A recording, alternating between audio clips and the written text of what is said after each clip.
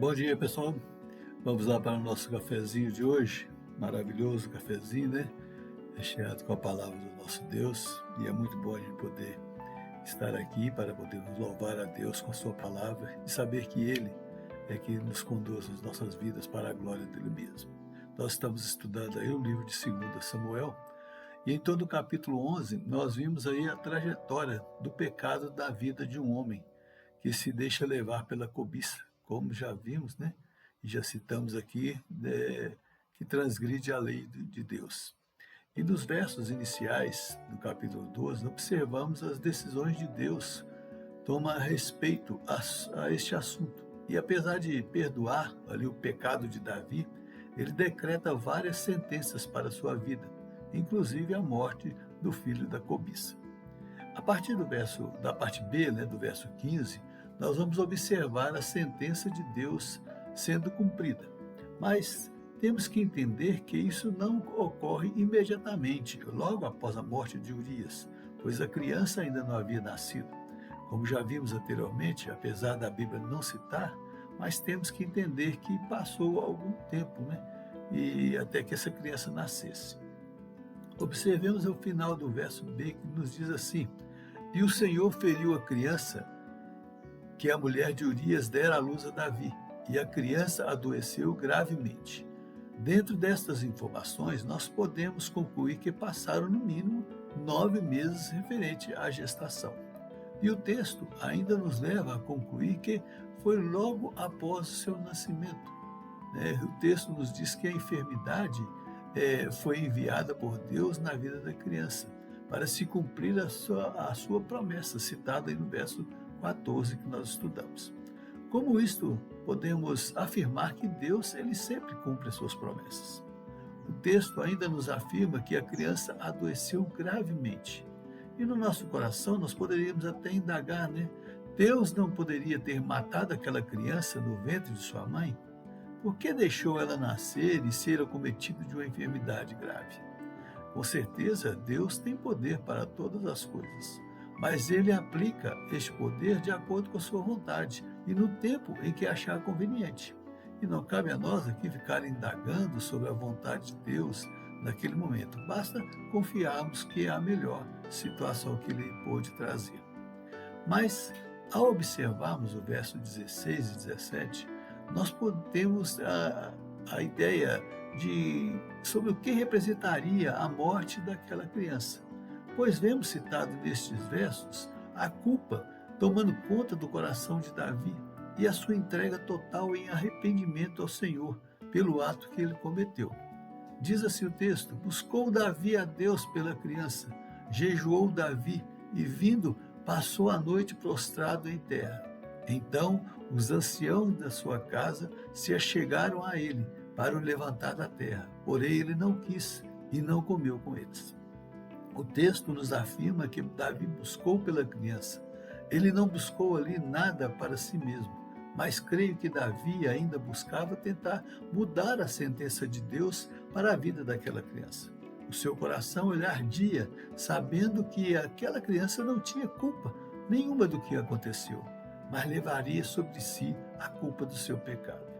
Que paralelo podemos traçar aí para a nossa vida, nos colocando no lugar aí de Davi, cometendo diariamente pecados contra o Senhor, pois o nosso coração é pecaminoso, mas no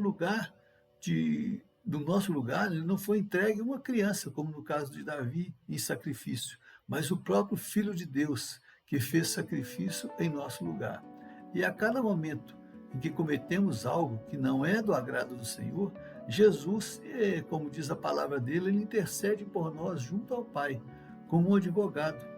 Quando Deus vai aplicar a sentença sobre a minha vida, sobre a sua vida, ele diz ao Pai: Pai, eu dei o sangue por ele. E Deus, no lugar de derramar a sua ira, ele derrama graça e renova a cada manhã a sua misericórdia sobre cada um de nós. E o verso 18, ele traz uma informação sobre a morte da criança ao 7º dia. E agora, quem vai dar a notícia ao rei? Se enquanto ela estava viva, ele não comeu nem bebeu, agora não sabemos o que pode acontecer. Ao chegarmos com a notícia, ele pode até matar um de nós. Vai lá, copeiro, copeiro do rei, você é mais de confiança dele. Eu não, de jeito nenhum. O texto nos diz que ficaram ali conversando, né, em quem daria a notícia para o rei. Mas Davi percebe aquele cochichar das pessoas e percebe que algo tinha acontecido. E pergunta, morreu a criança? E creio que de longe, né, eles disseram, morreu, esperando a reação do rei, prontos para correr. Mas o verso 20 nos mostra que foi uma reação totalmente diferente do que eles esperavam. Então Davi se levantou da terra, lavou-se, ungiu-se, mudou de vestes, entrou na casa do Senhor e adorou. Depois veio para sua casa e pediu pão. Puseram diante dele e ele comeu. O texto nos diz que ele lavou-se, ungiu-se, mudou suas vestes e foi para a casa do Senhor adorá-lo. Davi demonstra mais uma vez a sua dependência em Deus, mesmo sabendo que Deus não atendeu a sua oração, mas soube que ele adorava um Deus que cumpre as suas promessas. E a sua primeira atitude, antes de satisfazer as suas necessidades físicas, foi de adorar a Deus por tudo que ele fez. Isto me leva a pensar nos nossos pedidos a Deus. Quando Deus não nos dá a resposta que buscamos, estamos prontos para adorá-lo mesmo assim? Às vezes buscamos a cura para um ente querido ou até para nós mesmos. Buscamos a conversão de um familiar, de um amigo. Claro que o nosso coração almeja uma resposta positiva de Deus e praticamente imediata, né? Mas estamos prontos para entender a vontade de Deus que é soberana em não atender o nosso pedido? Davi enxergou isso na sua vida, tal como Jesus lá no Getsêmani, quando ele pede ao Pai para afastar dele o cálice da ira que estava para ser derramado. Mas ao final da sua oração ele diz, não seja feita a minha vontade, mas a tua. Os servos de Davi não entenderam aquele gesto e vão indagar a ele, que é isso que fizeste? Pela criança viva, jejuaste e chorastes, porém depois que ela morreu, te levantaste e comeste pão? Pelo que Davi respondeu, vivendo ainda criança, jejuei e chorei, porque dizia, quem sabe se o Senhor não se compadecerá de mim e continuar viva a criança? Porém agora que é morta, por que jejuaria eu? Poderei eu fazê-la voltar? Eu irei a ela, porém ela não me voltará a mim. Eu pedi para Deus que mudasse os seus planos, mas a vontade dele foi feita. Isso nos leva a pensar também na nossa vida, né? Quando nós estamos aí passando por dificuldades, por um ente querido, às vezes nós perdemos nossos entes queridos. Enquanto ele estiver vivo, nós devemos clamar ao Senhor. Mas depois de nada vai adiantar, né?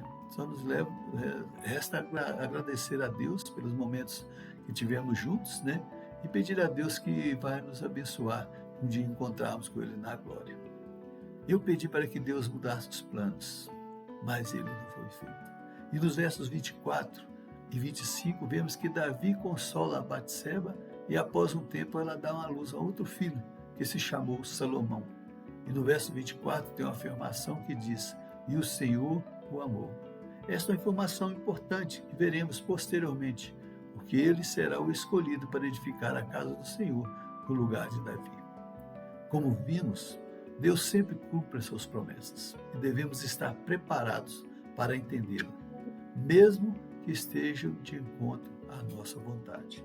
Que nós possamos saber entender a vontade de Deus realmente nas nossas vidas, porque as promessas dele, ele vai cumprir em nos abençoar ou também nos corrigir quando for necessário. Amém?